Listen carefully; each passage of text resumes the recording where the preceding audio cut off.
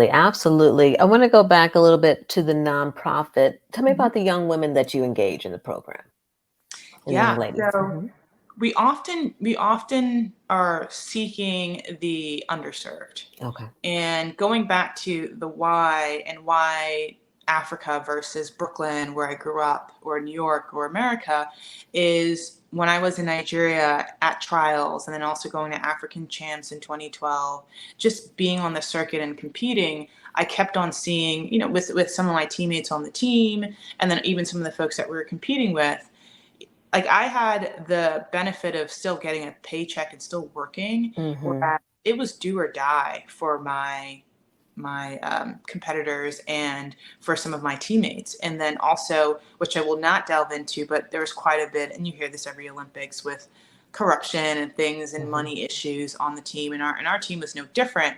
But if we didn't get per diem, it didn't hurt me, right? But Right. for some of the other girls, their family relied on the money that they made. So as Yeah. much as, for me at a professional stage, it was still almost a hobby for me, but because it couldn't sustain me. But for some, this is their livelihood. Right. So we want to make sure that we're going in and we're reaching those who are the ones that are going to be uplifting their communities, uplifting their families, and empowering them. So we're always working with the underserved community. Some of the other work that we do that's not, I guess, some of our targets, but we fund girls in orphanages to go to school and their school fees. So we still, of course, academic excellence is our birthright and our calling and a Right. privilege. And we want to make sure that we're fostering that for Mm-hmm. sure. And then through our camp, we do allow boys to come to the camp as well, but we're always at least 50% girl representation there. And it's always a pleasure, right? Because a lot of the kids may not be city kids. They could be rural, and rural is way different in areas of Africa than it is in America. Mm-hmm. So, and we'll say more coming from the village, right? So you Right. might live in a place with no electricity, no running water. We were in Zimbabwe last August, and some of the kids that we had at camp, they haven't had meat in two Mm-hmm. months. So when we were writing, at the end of each camp, we have the kids write thank you letters to all the donors. And just like you do in college, especially if you're an athlete and get any sort of scholarship money, you're always writing these donor letters. And so many of them kept on writing about the food. So, and they didn't all speak English, so we kept on asking why this food keep on coming up, and understanding that, I mean, we had chicken, we had beef, we had meat every single day, and that's a privilege to them, right?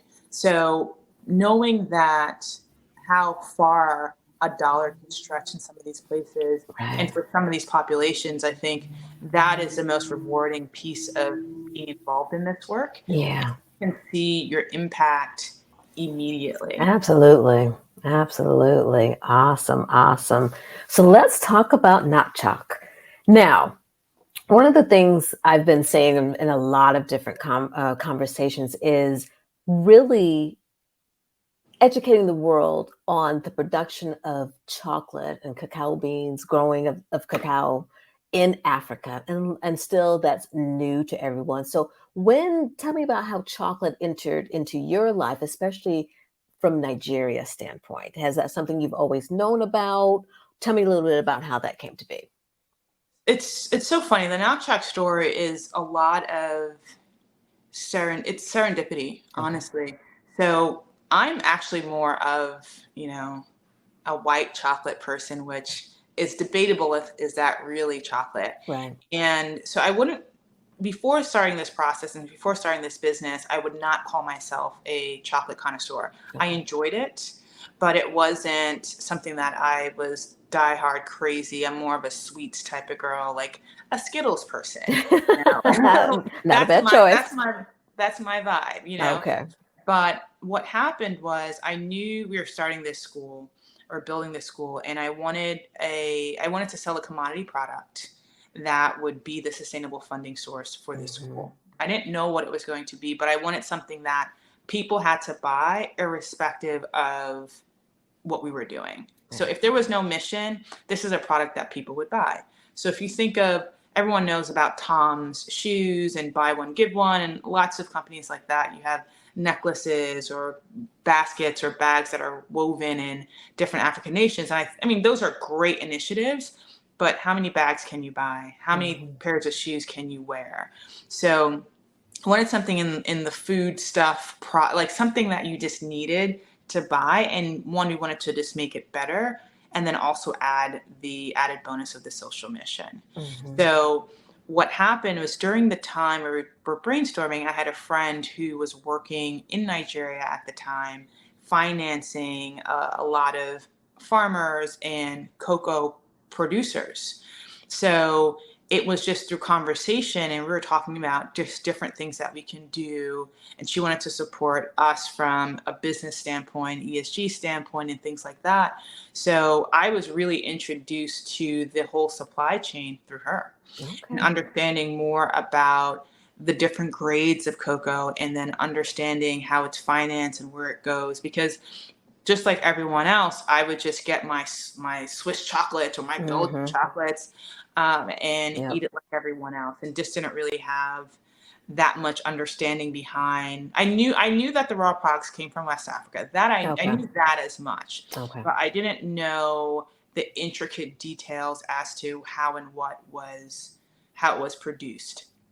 And then initially, I was going to create a chocolate bar versus drinking chocolate. So that was the original plan, was to make a chocolate bar, funky flavors, some African inspired flavors, and then sell that. But had some consulting conversations with some folks, and I wish it's probably in my notes somewhere, but there was a gentleman who said, don't do chocolate bars, do drinking chocolate. It's much easier, and I think he oversold how easy it was. He said that it's a better proposition, it's shelf stable, and he was correct. And and we did the research, and there hasn't been a lot of innovation in the space because it's dominated by a few players. So being able to bring in the things that we care about, authenticity, community, healthiness, into the product, and it's a product that people love, especially around the holidays, and people enjoy, children enjoy. It just goes to the story that we're selling and we're telling around funding an all-girls primary school. So if we're thinking about funding a primary school, who are your largest consumers of hot cocoa? Kids.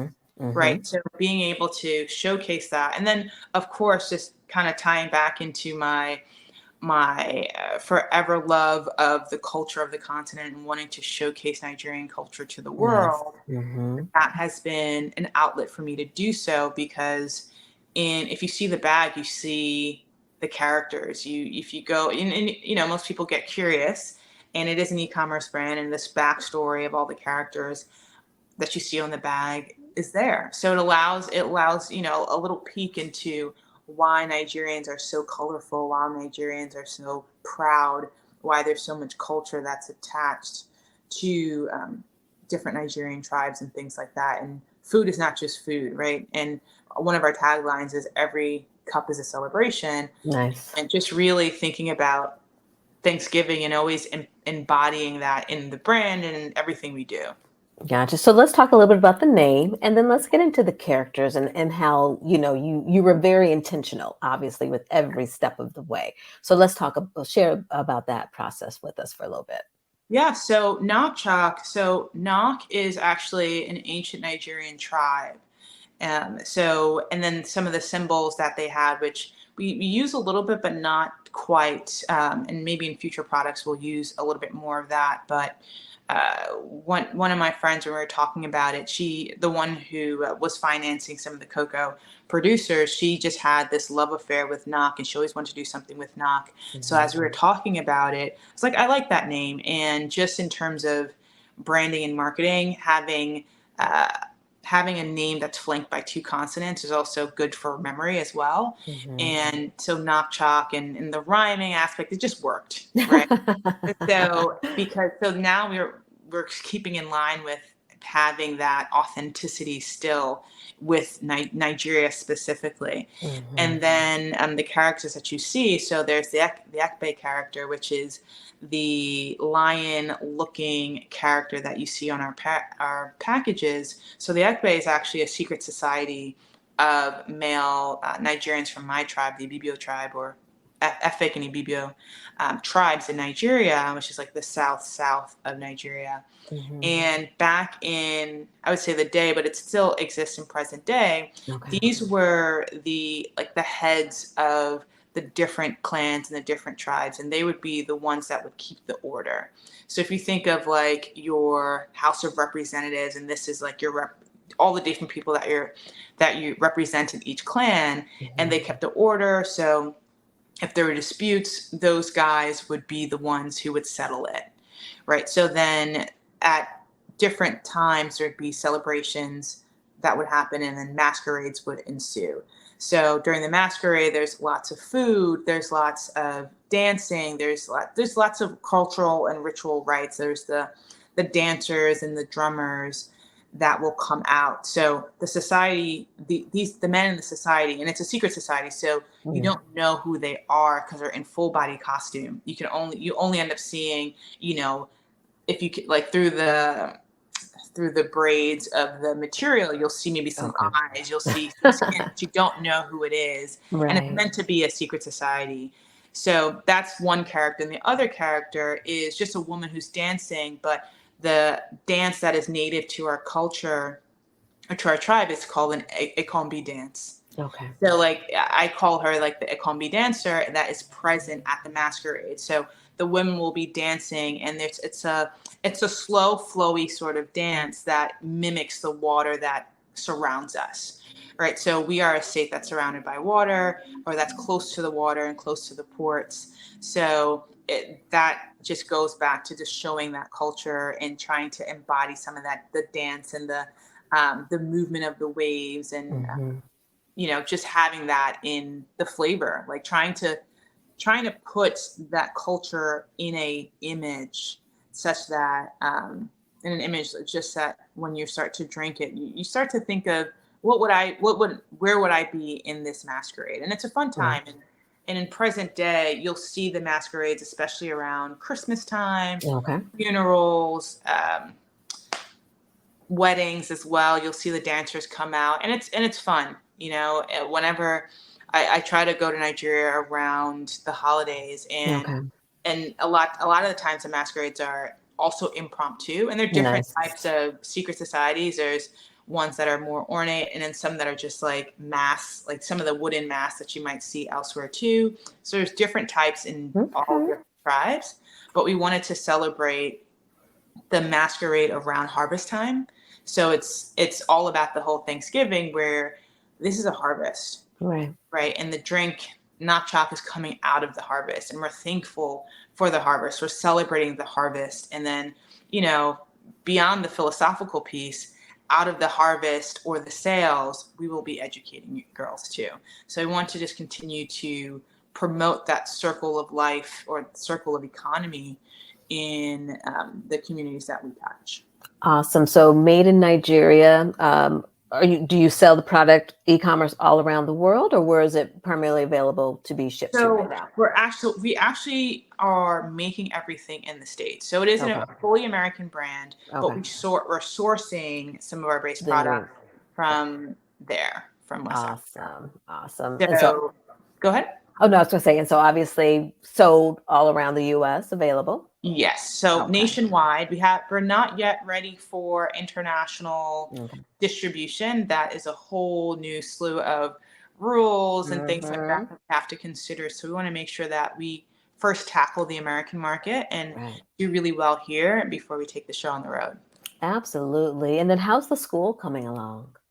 So the school is good. We have the land the land is there. The land is fenced.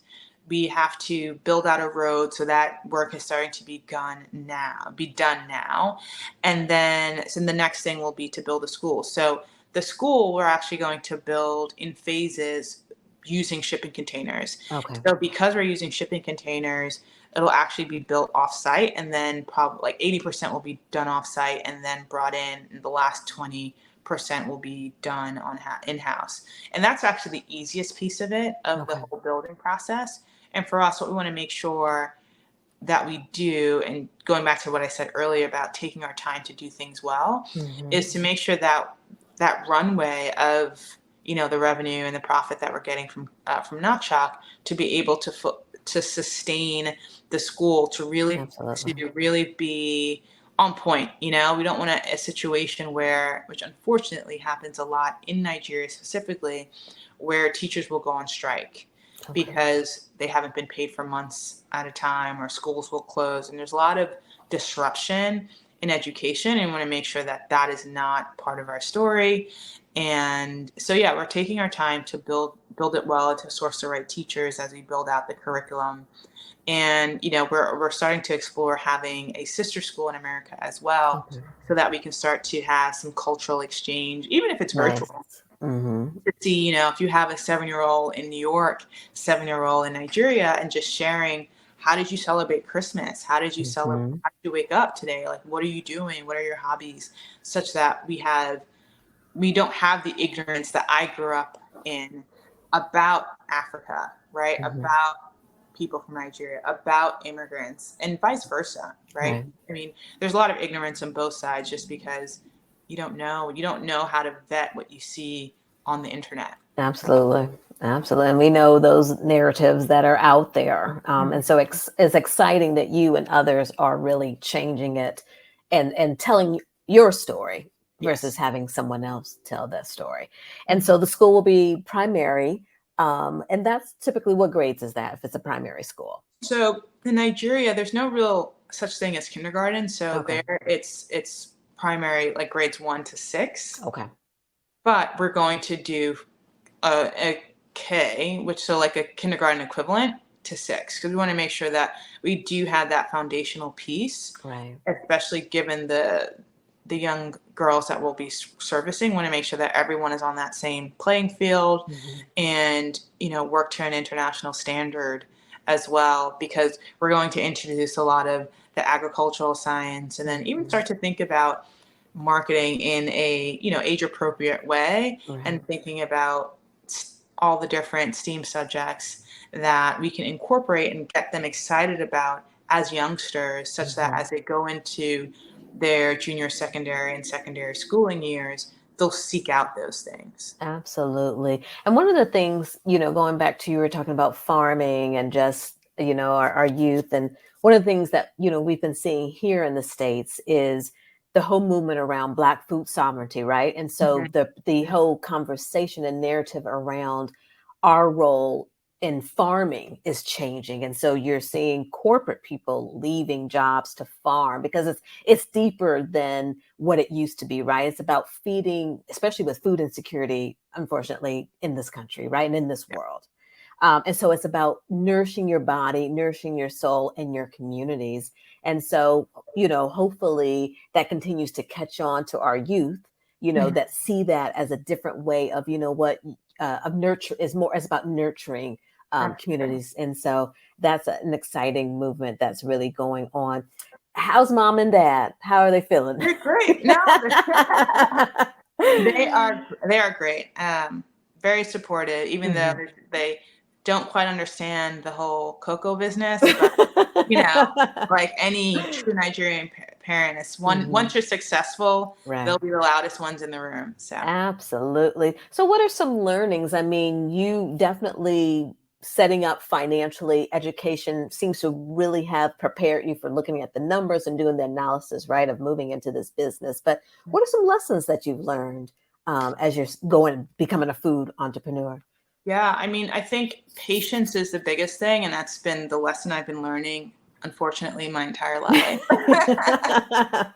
So I think that's the biggest thing, that nothing happens when you want it to happen. Absolutely. So you have to be prepared for your plans to take 3 times as long as you hoped, you wished, and you expected them to take. I think that's the biggest thing. The other thing is, which is, I would say, more of a reinforcement of something that I've always done all my life, but you have to be ready to have 10 irons in the fire, because what you think might work may not be what works, or it may not work in that order, right? So specifically, we started off and we thought we immediately were going to focus e-commerce like every other CPG brand, but then we had a large order coming from a food service company, and then the corporate market opened up for us quickly.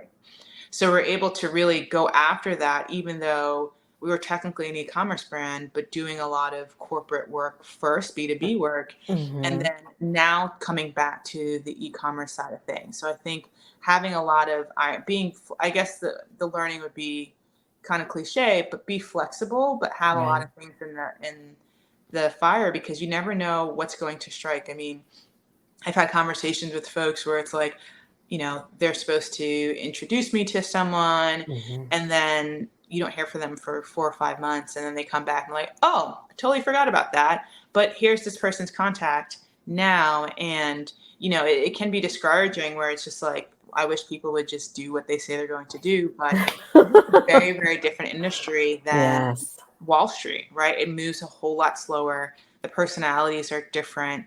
And, everything on Wall Street is, you need it done yesterday. Everyone's always on this like anxious edge of it has to be done now. And everyone operates in that environment, right? So people get things done very, very quickly. And, I was spoiled a little bit because that was my norm and that's how I operate. But food services, everything is just in time, so you're not someone's priority until they need you or they need something from you.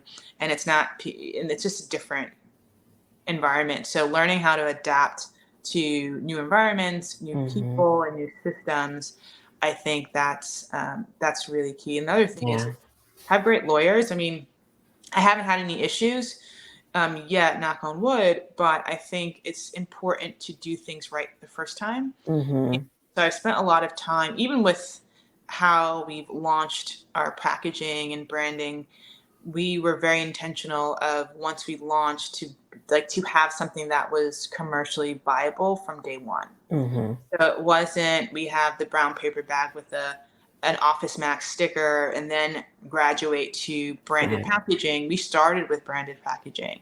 And I think, especially in an environment where we're still trying to change the narrative of Black-owned businesses and Black-owned products being inferior, when you come out with a product that can rival any other product in the grocery store, there's a lot less doubt in there, right? I mean, if you only the imagery kind of tells you that it's probably an ethnic owned brand, but it still looks professional. It can be on your Whole Foods, in your Whole Foods aisle, right? So I think that's been really, really important to just come with the polish and take the time to get the polish. So part of that is getting lawyers. Part of that is hiring the right people and the marketing and the branding side to make sure that your presence, you show up as, someone that's supposed to be there. Awesome. I love that. I love that. In terms of the product, how has the response been so far? It's been great, honestly. And it's funny because we're always trying to figure out what's the best flavor. And of course, when it's getting customer feedback. And can you share a little bit of the flavors? Yes. So we have 3 signature flavors: cookies and cream, dark milk chocolate, and a salted caramel. Oh. So it's funny when we go to, and it was very intentional. Cookies and cream was kind of my thing. And I don't care if people didn't like it. I felt like I was going to make it. People do love it, but it was really a nod to Oreo cookies, right? That was my favorite cookie. That is officially America's favorite cookie. And it's just a flavor that works, right? So that we expect it to be a fan favorite amongst kids, but adults who love cocoa, they like that too, right? And then your dark milk chocolate was that in between of your dark chocolate and then your milk chocolate. Milk chocolate, especially around adults, seemed to be too sweet. And if you're thinking about a parent buying for their children, if your normal hot chocolate is too sweet. We wanted something that you can say a little bit less sugar, still rich, still great taste. So that's your dark milk chocolate. And we like to say, if you're a coffee lover, you'll probably like that flavor the best. Mm-hmm. And then your salted caramel, that is that is salted caramel. There's nothing new under the sun about that, but that is a sweet flavor. If you like caramel, if you Mm-hmm. like salted caramel, that's Mm-hmm. your indulgent flavor. So it's funny where we still seem to have almost like an even keel where if we're talking to kids, of course the kids love the cookies and cream, hands down. But when we're selling to adults, even when we sell into hotels, it's almost like we want one of each, or we want Okay. all the flavors. But we're also seeing the dark milk chocolate is a fan favorite for adults, Mm-hmm. because not everyone can have a sweet tooth and can indulge. So I would say amongst adults, your dark milk chocolate is probably the most trafficked flavor, Nice. though the salted caramel is a fan favorite. It's Okay. just you can't have it every day. Absolutely. Well, what's next? What do you got what else are you working on? You got the school, you've got building the brand. Any other projects for 2023? Yeah, so what we're really excited about now as we start to focus more on the e-commerce side of things is that we are launching a digital fundraising platform Okay. that will use the cocoa as your fundraising item.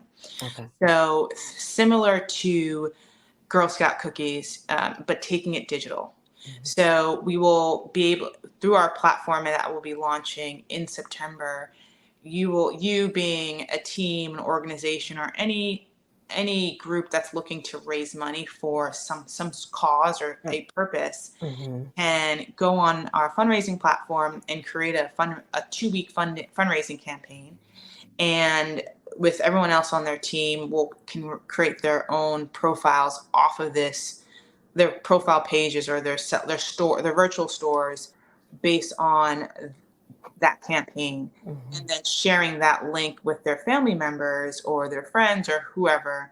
And as those family members or supporters buy a bag of cocoa, we would split the difference. Okay. And Nice. so it's a great platform or it will be a great platform because there's no product to handle and there's no money to collect. So Knock handles all of that for you. Essentially, you're just sharing your story and sharing our product with them as a way to help out the fundraiser.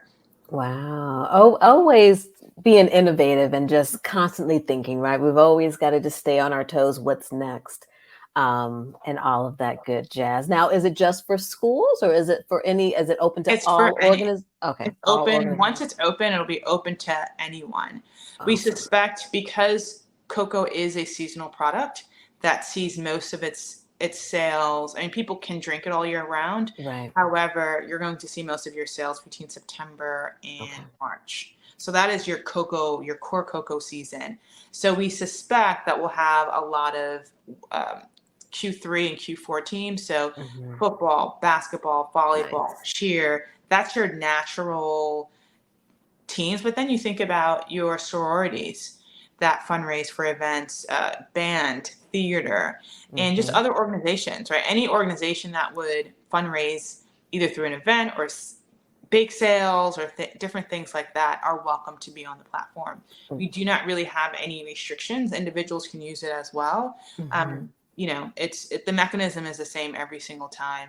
We are, at least in our pilot season, we're going to be focused on some of the teams just because we know what their needs are. Hmm. And if you have a 2-week fundraiser, you start to get some of that competitive juices because there'll be a leaderboard, of course, where everyone Hmm. will see how much everyone is fundraising, and that will at least allow that extra competition to kick in and help each of the members be able to fundraise a bit more.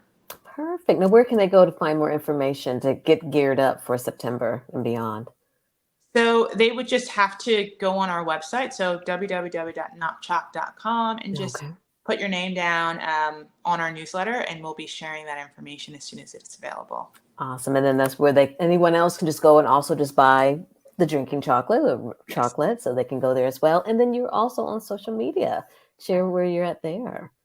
So for Not Chalk, it's just at Not Chalk, so at NOKCHOC. And then personally, it's just at my full name, so at Idara Otu. And that's it. All right. Well, Idara, thank you so much for joining me today. This has been great. Love the work you're doing. I'm going to definitely order my chocolate because I love chocolate. So, anything that's spicy, especially like a Mexican hot chocolate or anything. So I'm excited to taste. I think I'm going to go for the salted caramel. I think I'm going to do that one. I think that's my jam. I think I'm going to do that one. And then I will say we also have those 3 flavors and sugar-free if sugar is a problem for you and it's sweetened with like milk. that. Oh, I like that. Always thinking ahead for those. Gotta. Well, again, thank you so much for joining. Wishing you all the best. And we'll definitely be keeping in touch and supporting any way we can. But thank you again. Awesome. Thank you. All right. And this is Cherie for another episode of Diaspora Food Stories. And until our next episode, to be well.